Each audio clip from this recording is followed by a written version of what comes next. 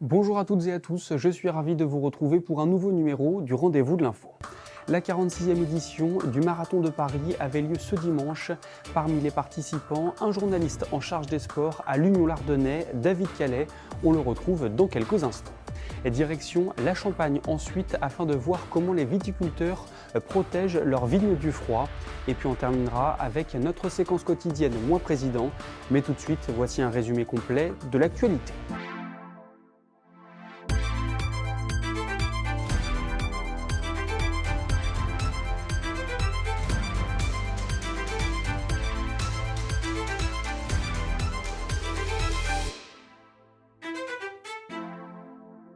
Vous l'avez forcément constaté, les températures sont particulièrement basses en ce moment. Dans l'Hexagone, c'est dans la région champenoise qu'il a fait le plus froid. Dans la nuit de dimanche à lundi, une pointe à moins 9,3 degrés a été recensée à Mourmelon dans la Marne. Une femme âgée est décédée ce dimanche soir vers 23 h dans l'incendie de son appartement situé à Laon, près du siège de l'Opale. Handicapée, elle vivait alitée dans son logement. Les pompiers ont pu maîtriser les flammes grâce à des voisins qui ont donné l'alerte rapidement. Et puis toujours à Laon, grosse frayeur ce dimanche pour des habitants d'un immeuble situé avenue de l'Europe. Des fissures sont apparues sur plusieurs murs. Rapidement alertés, les secours ainsi que les services de la ville ont fait évacuer les lieux avant de retrouver un logement aux 49 occupants.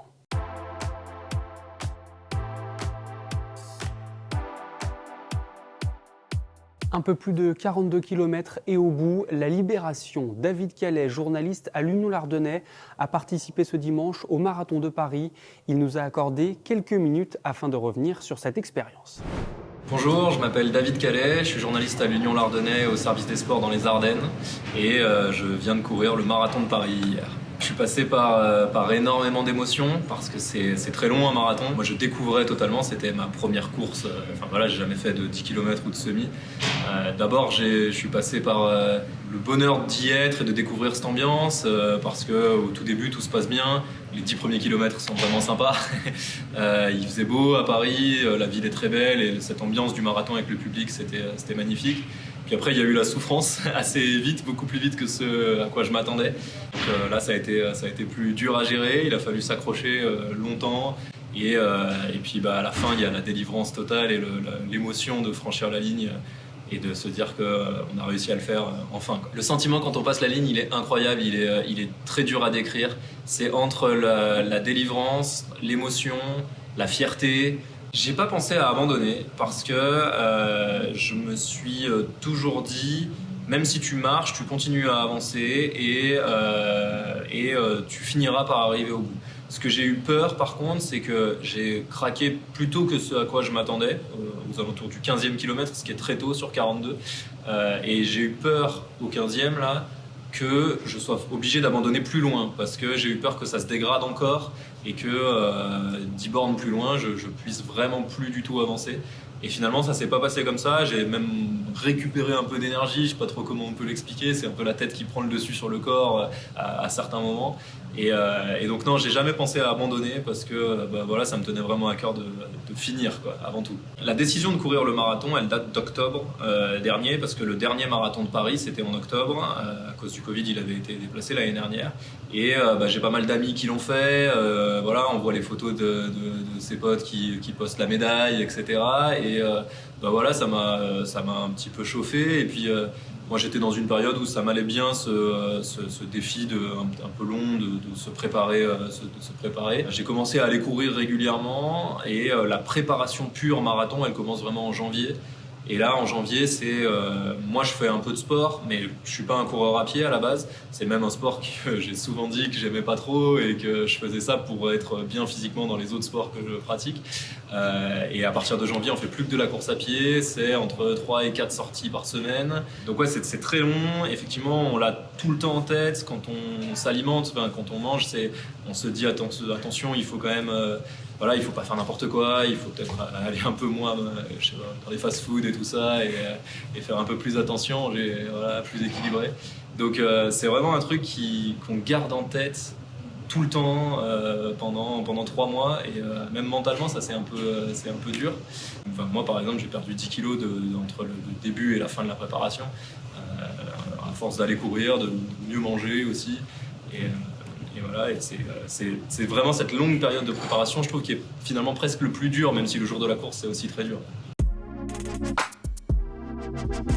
La France vient de connaître sa nuit la plus froide pour un mois d'avril depuis 1947. Le thermomètre a par exemple atteint -9 degrés en Champagne. Comment les viticulteurs s'y prennent pour protéger leurs vignes? Regardez ce reportage réalisé par la rédaction de l'Est Éclair.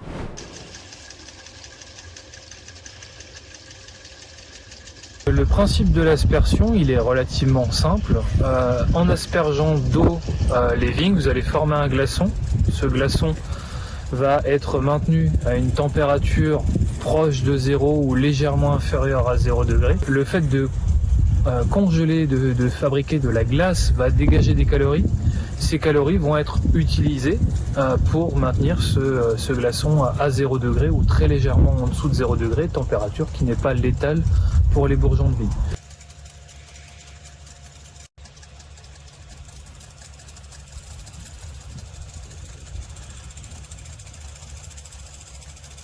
Un gel advectif, c'est en fait une masse d'air qui est généralement originaire du pôle, qui transporte, puisque l'advection c'est un synonyme de transport, qui transporte de l'air froid, des températures froides, et donc qui, lors des nuits, va généralement se transformer en gelée.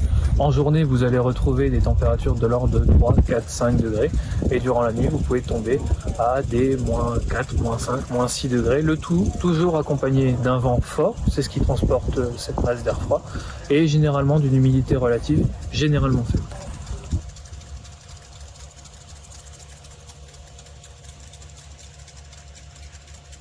Un gel radiatif, contrairement à l'advectif, va arriver généralement sur des conditions anticycloniques, avec comme aujourd'hui un ciel clair, et en fait on va avoir un déficit radiatif, c'est-à-dire que le sol durant la nuit émet un rayonnement infrarouge qu'il a emmagasiné sous forme de chaleur durant la journée via le soleil, et ce déficit radiatif va faire qu'on se retrouve avec une baisse des températures assez rapide et parfois généralement assez fort, avec ce qu'on appelle une inversion thermique, c'est-à-dire que vous allez avoir l'air froid qui est plus dense, qui va s'accumuler en bas de coteaux et former des lacs d'air froid dans lesquels il peut faire jusqu'à -7 ou -8 degrés.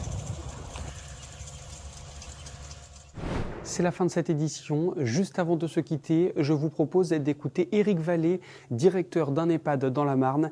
Il nous dévoile quelle serait la première mesure qu'il prendrait s'il était élu président de la République. De mon côté, je vous retrouve ce mardi à partir de 18h pour un nouveau numéro du Rendez-vous de l'Info. Moi, président, je voudrais avoir des EHPAD villages. Je déciderais de faire de la vie dans les EHPAD. La vie dans les EHPAD, c'est un retour à sa vie quotidienne, à ses gestes quotidiens, au travers de partager un moment, de dîner ensemble, d'avoir des activités ensemble, de profiter de son potager, de son jardin, et autant de pouvoir voir ses petits-enfants jouer sur une aire de jeu, car on est dans un village. Je voudrais aller au cinéma, je voudrais aller à la culture, je voudrais pouvoir avoir aujourd'hui des expositions qui soient présentes. Le partage, c'est la vraie vie. Moi, président, je voudrais aujourd'hui donner la notion de partage et de vie.